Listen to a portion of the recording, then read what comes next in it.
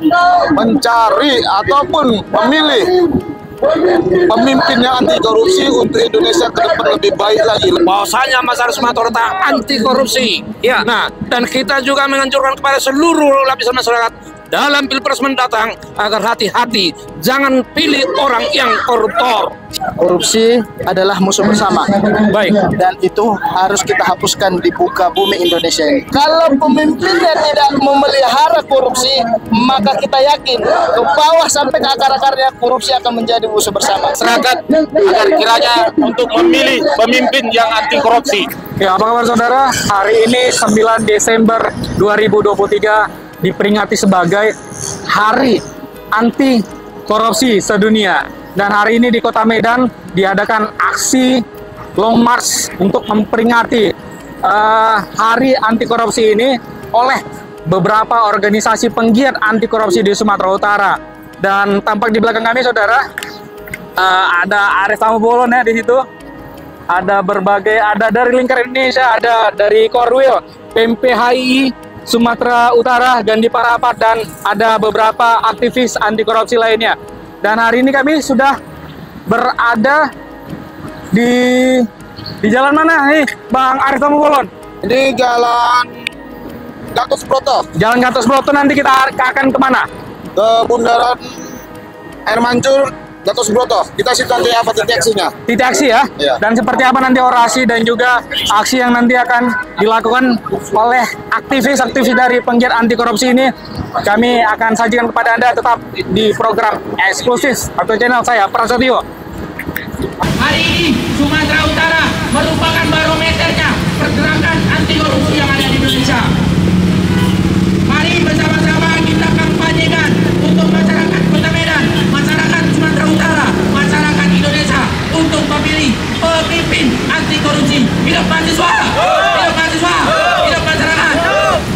Ya saudara, saat ini kami sudah berada di simpang atau di bundaran Tugusip ya, di antara Jalan Guru Patimpus dan juga Jalan Gatot Subroto Kota Medan. Dan seperti kami sampaikan tadi bahwasannya di sinilah titik aksi beberapa aktivis penggiat anti korupsi melakukan orasi. Dan bisa kami sampaikan saudara, di belakang kami saat ini beberapa aktivis tersebut sudah melakukan orasi dengan memegang beberapa poster-poster ya. Itu seperti tuntutan ada dari Ombak, itu tuntutannya ada 4. Yang intinya adalah dugaan korupsi berjamaah gedung Maat dan juga beberapa dana yang diduga dikorupsi di kampus Universitas Islam Negeri Sumatera Utara. Dan juga di sini ada Akordia, spanduk bertuliskan Akordia Hari Anti Korupsi Dunia 2023. Ada Gempur Sumut, Jaringan Masyarakat Mandiri Sumatera Utara atau JMN. Ada Perma, ada Ombak, ada Aktual juga. Media kita ikut dalam mendukung aksi yang dilakukan hari ini. Juga ada Margasu Masyarakat Garuda Sumatera Utara, ada PMPHI Sumatera Utara, ada Kopertis, dan juga ada Lingkar Indonesia. Dan kita akan mengajak Anda untuk mewawancarai ya narasumber siapa yang bisa kita wawancarai. Ayo ikuti kami terus dalam program eksklusif.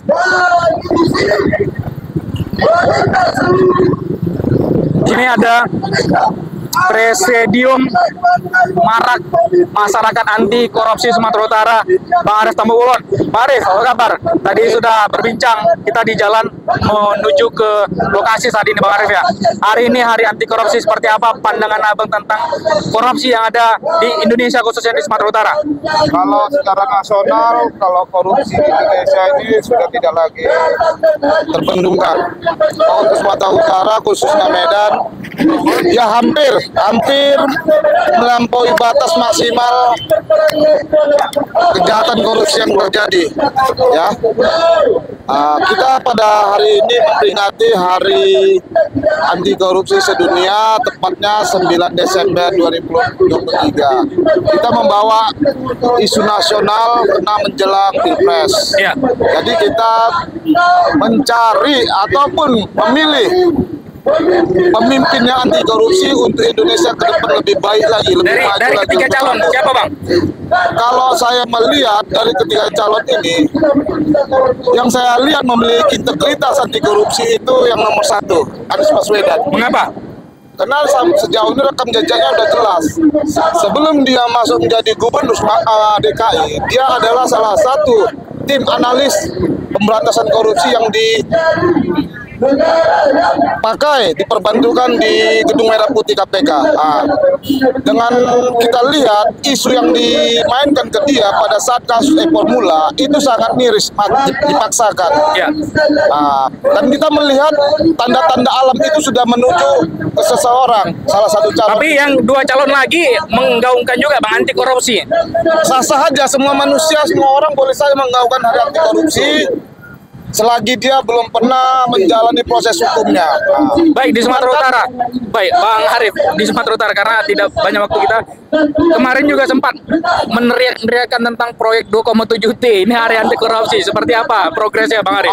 Kalau ini kita yang paling suka. Kalau bisa, Kejaksaan dan KPK segera mengusut dan memeriksa semua orang-orang yang terlibat di proyek 2,7T ini, karena sampai saat ini di Kota Medan sendiri itu spanduk-spanduk dari pihak kontraktor subkon dari PT Waskita KSO itu menuntut agar mereka dibayar pengerjaan yang sudah selesai mereka lakukan. Tapi faktanya sampai saat ini yang kita ketahui di internal daripada Pemprov Sumut, situasi itu belum terkendalikan. Jadi kita berharap dengan proses ke depan ini penegak hukum KPK Kejaksaan untuk mengusut betul, memeriksa jika terbukti ada terjadi dugaan korupsi ataupun suap dalam proyek ini, segera tetapkan tersangkanya, siapapun orangnya. Tidak ada di mata hukumnya orang yang kuat. Ya. Jadi kita minta konsekuensinya bagaimana, dan KPK Kejaksaan bagaimana komitmennya untuk pemberantasan korupsi di hari anti korupsi tahun 2023 ini. Baik, terima kasih Bang Arif.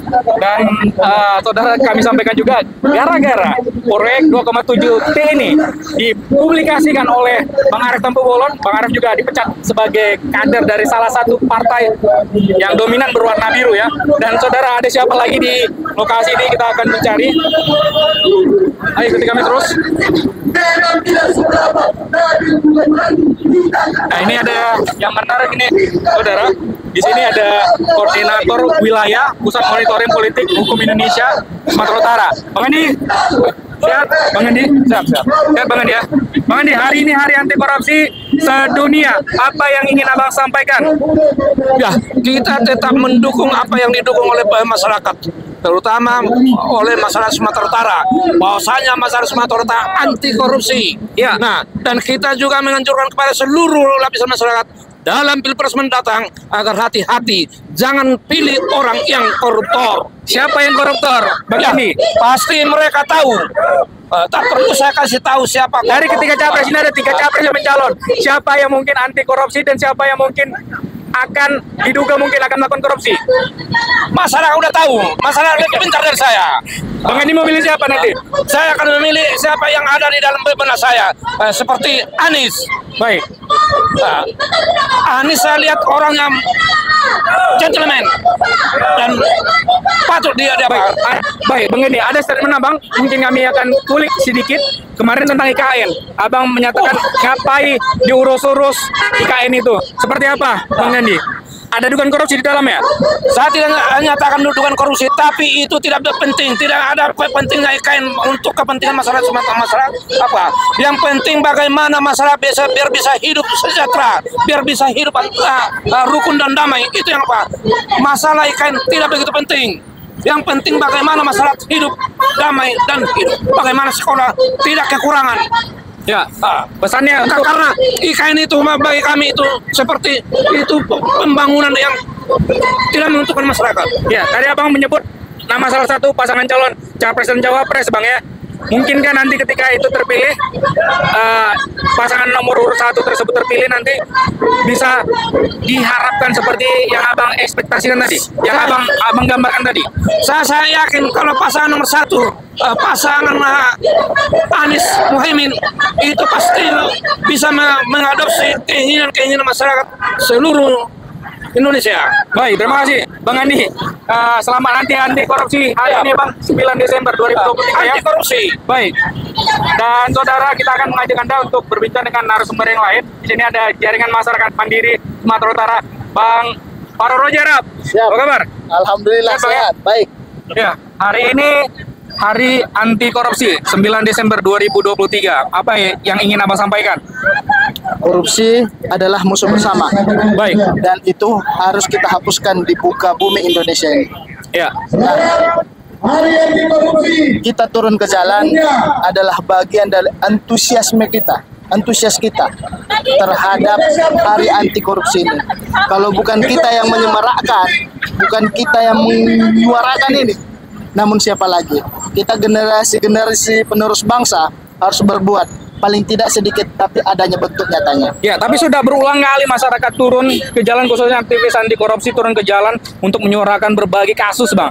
Dan Abang juga kemarin beberapa minggu yang lalu berstatement di media aktual terkait dengan dugaan korupsi yang ada di Rumah Sakit Jiwa Prof. Ildram Sumatera Utara. Seperti apa kasusnya? Ya, baik, Bang. Kalau soal itu tentu di hari anti korupsi sedunia ini kita harus menyuarakan itu juga. Kenapa? Syarat korupsi itu sangat kuat. Ya. Kita melihat dari gedung-gedung yang sudah amburadul, kemudian kita menduga ada monopoli dalam pemenangan tender pekerjaan rumah sakit jiwa tersebut. Nah, hari ini perlu rasanya kita sebagai manusia, tak perlu sebagai pahlawan, sebagai manusia aja, kita harus sama-sama menyemarakkan hari anti korupsi sedunia ini. Dan kita juga harus menekankan kepada APH, baik itu Kejaksaan Tinggi Sumatera Utara, Kepolisian Daerah Sumatera Utara, harus segera mengusut tuntas pekerjaan yang kami duga syarat korupsi pada rumah sakit jiwa yang ada di Jalan Jaming Ginting. Iya, pengerjaannya juga sudah selesai, termasuk pemeliharaannya. Kami duga belum ada serah terima. Belum ada serah terima. Kami juga belum ada serah terima. Ini jadi pertanyaan besar. Dan pekerjaan sudah selesai, tapi secepat itu menjadi seperti pekerjaan yang asal-asalan.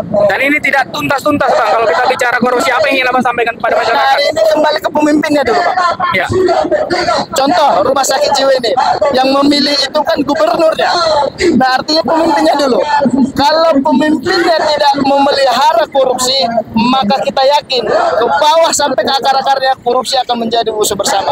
Dan kita butuh hari ini pemimpin di Sumatera Utara, gubernur di Sumatera Utara harus benar-benar orang, oknum, sosok yang menganggap korupsi adalah sebagai dosa, bukan untuk menambah harta kekayaan. Ya.